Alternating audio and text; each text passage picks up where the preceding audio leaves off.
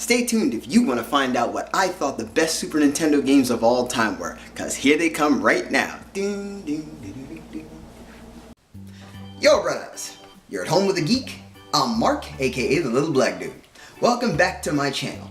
If this is your first time watching one of my videos and you love movies, TV, and comic books, all the nerdy geeky stuff you can find, make sure you mash the subscribe button and ring my bell so that you can be part of the Nerdification Squad and know whenever a new video comes out. This time, we're talking about Super Nintendo games, my favorite Super Nintendo games of all time. Picture it, New Jersey, 1991. The last decade of the 20th century was in full effect. Everyone was claiming doing things in a new way solely due to the fact that the 90s were upon us. But I, like many of you, was a kid. I was 10 years old at the time. The only things that were on my mind were school, cartoons, and video games.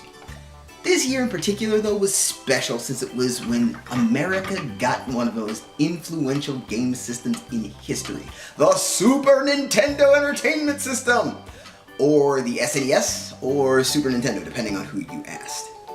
Its library of games was varied, and had some amazing experiences, interspersed with some not so great experiences, but there was something for every kid on the system. This is my list of Super NES games that I loved. The year the Super Nintendo came out, there was not a single person that did not play or have this game, Super Mario World.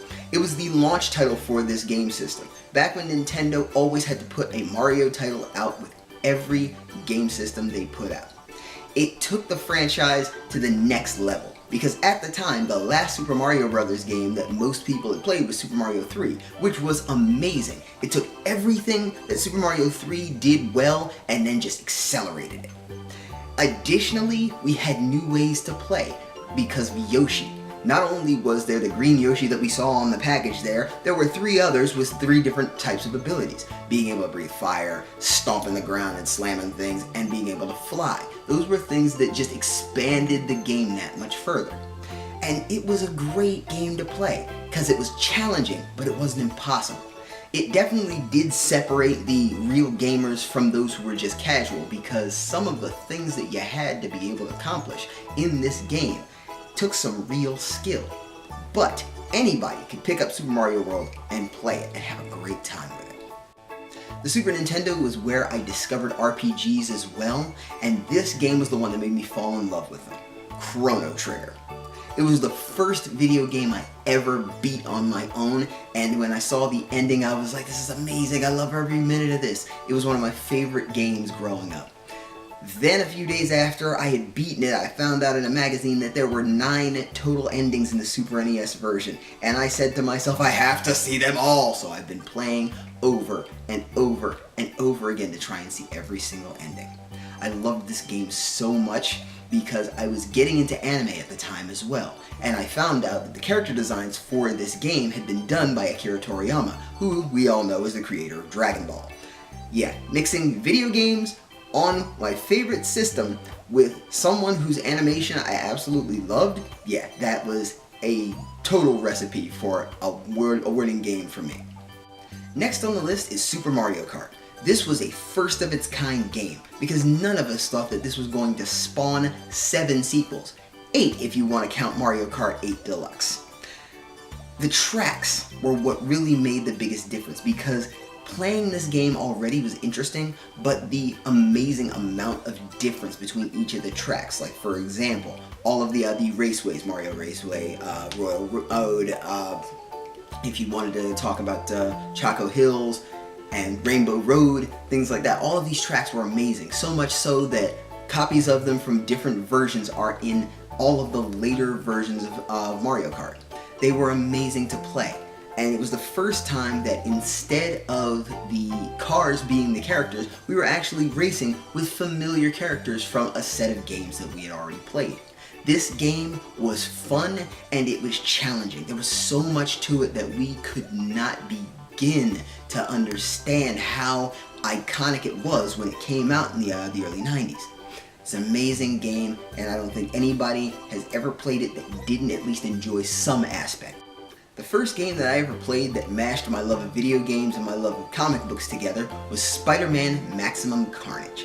I first rented this game from West Coast Video. That's how long ago this was. And every bit of it just made me excited. It was the first time I had played a Spider-Man game that I really enjoyed as well. First of all, you could play both as Spider-Man or as Venom, so that gave you two different ways to play. They were similar, but they were different enough that there was advantages to one over the other, depending on your playstyle. Secondly, this was one of the few games on the Super Nintendo that had amazing music. The sound chip for the Super NES was a lot better than the one for the Sega Genesis, of course, but it was the first game that I remember playing on the Super Nintendo where music sounded like music and didn't sound like chiptunes. It was an amazing set of music for a game. It was all done by the metal band Green Jelly. These guys were freaking awesome. Around that time, I think it was 1993, they had put out a song called Three Little Pigs, which just caught my ear because it was the Three Little Pigs story, but it was done all metal style. It was great. Then, of course, the fact that not only was Carnage, the titular villain, but the boss battles were all with classic Spider-Man villains. So you weren't just running around, chasing after symbiotes. You were also dealing with, like, the Vulture, Hobgoblin, Electro, Shocker. All those guys were still in there as well. Fun game to play. I killed my time so much with it. Definitely recommend it if you ever get the chance to play it on the Super Nintendo. Like I mentioned earlier, RPGs were a big deal for me for the Super Nintendo, and Square was constantly taking my money. In addition to Chrono Trigger, there was a game called The Secret of Mana that I absolutely loved playing on this system. It was actually the first action RPG I ever played, and it inspired me to play a game that is later on this list. Stick around to find out what that one is. But it was another excellent Squaresoft title. Squaresoft honestly ruled the Super NES in America, although they weren't doing as well in Japan from what I understand as, say, Enix was, but they were really doing their thing, because any game that Squaresoft put out, it seemed like was a million seller right off the bat. They actually had used the engine from this game to make another game, the first American-produced Squaresoft game, if I'm not mistaken, called Secret of Evermore, which wasn't great, but wasn't bad either. But Square was really doing their thing, and they ruled so hard when it came to Super Nintendo games. Another company that constantly took my money was Capcom. Anybody who knows me knows how much I loved Capcom's games. For example, when I talked about my retro arcade games, mash the card in the corner if you haven't seen that video by the way, I talked about fighting games. For example, Street Fighter II. That was Capcom's big moneymaker. I loved every minute of that game. But they were also responsible for two series that I loved to death. Mega Man and Mega Man X. The Mega Man X series was the game series that I had to follow when I was a kid. When I was in the 8th grade, Mega Man X came out and I had to have it. Because I was a big fan of the classic Mega Man series. I had played almost every one of the classic games on the Nintendo. So, a game on the Super Nintendo that had been redesigned and reinvented, oh, I had to have it. It was seriously one of the best series that was ever on the Super Nintendo, if you asked me. It also demonstrated some of the capabilities that the system as well as the architecture for that system had. For example, the use of Mode 7 and the use of the C4 graphics chip in Mega Man and Mega Man X2 made this game so much better than everything that was on the market at the time. And because of Mega Man being the way that it was, replayability was a #1 hit because you could play this game however you wanted. Okay? You could choose whatever path you wanted. And because of that, they changed the levels due to the choices that you made. I loved it. It was such a great game. Then, of course, not long after that, we got Mega Man 7, which was the first classic Mega Man game that was on the Super Nintendo. It got a lot of inspiration from Mega Man X because there were graphical upgrades. The bosses, even though they still had the traditional whatever it is man names that they lost in Mega Man X, they had more of a design that looked more like the Mega Man X bosses. That was such a great concept. For example, Shade Man. You could have used him in either Mega Man 7 or Mega Man X and he would have fit right in. It was amazing. Even though Mega Man 7 was more of a niche game because it was for people who were fans of Mega Man Classic. It was still a great game to play, and I would recommend it any day of the week, even though there are some people that thought that it was kind of cheesy. A game no favorite games list should ever be without is Super Mario All-Stars, because it did something that most game series didn't do at this time. It was the first time that a series of games had gotten an upgrade and a release all together. It was a redux of Super Mario Bros., Super Mario Bros. 2, Super Mario Bros. 3, and the introduction of Super Mario Bros. The Lost Levels, which was the original Super Mario Bros. 2 from 1986. This was the first time that most Americans who didn't know anything about emulation, myself included, ever got to play this game. It made such a big difference. It's such a classic. It had the classic gameplay, so everything that you were used to doing in the old games was still very possible, with the exception of certain glitches, like for example the Minus World glitch was no longer in Super Mario Bros. But it made the older games feel like a new experience.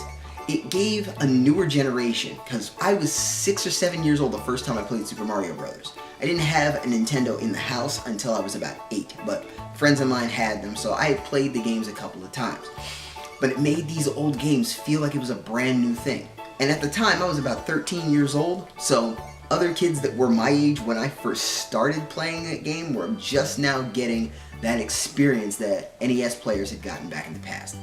And this is where I started really loving retro games. This is what made me want to stick around and find out what other games were out there. And it kindled stuff like what I'm doing now with At Home with the Geek. Playing Secret of Mana back in the day really sparked my interest in other action RPGs. And of course, I had to give this game a try because of it. Legend of Zelda: A Link to the Past. This was the first Zelda game I ever played because I never played Legend of Zelda or Zelda 2, The Adventure of Link, on the NES, nor did I play Link's Awakening on the Game Boy. I had no experience with Zelda before this game, and I loved every bit of it. Even from its earliest roots, it was a classic. The way that things were handled, the kinds of magic you had available to you, the different levels of difficulty you were going through each of the dungeons. It made such a wave in the way that people saw video games, and it definitely inspired so much stuff out of the later Zelda series. The gameplay from this game inspired the way that games like Ocarina of Time and Majora's Mask and even some aspects of Skyward Sword are coming straight from A Link to the Past. I can't say anything else that's better about this. It's an amazing game. And if you ever get the chance, please play the Super NES version. It is also available for the Game Boy Advance, and if I'm not mistaken, it is in the Virtual Console for the Wii, the Wii U, and for the 3DS. So if you get a chance to do so, get a hold of it, play through it, and see how much you love it, because I know I did. Finally, this game was a masterpiece. It was the best of both Nintendo and Squaresoft's capabilities mashed together. Super Mario RPG. This game did so much for me as a teenager. Playing Super Mario RPG gave me so much pleasure because it was everything that was great about Super Mario Brothers. The jumping on Goombas, the attacks with shells, having hammers available to you, being able to play as Mario, Bowser, and Peach, characters that you didn't really think you were going to play as in this game, and then combining that with the Final Fantasy type battles that I got used to from playing Chrono Trigger and Final Fantasy 3, well 6, but that's another issue. Loved every minute of this game. It felt like Squaresoft and Nintendo were made for each other for this game.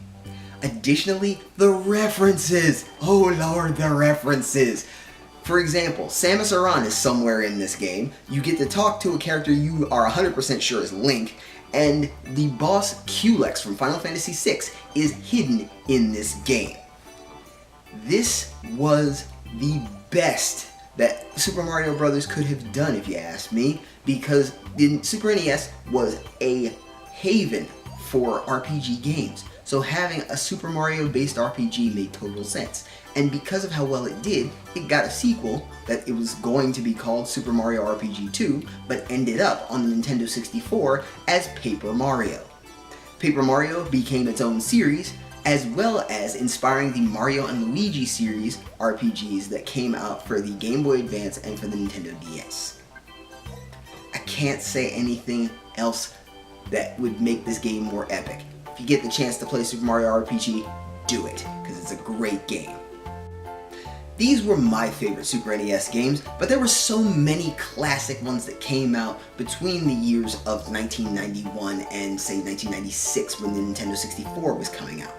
But what were your favorite games? What were your least favorite games? Why don't you leave me a comment on my Facebook page and let me know what your favorite selections were. If you enjoyed this video, please subscribe. I'm always happy to meet new people. And if you want to check out more of what I do, here's some more of my ranting, there'll be a couple videos up over here so that you can do exactly that. Until next time, this is the Little Black Dude. Stay geek and proud.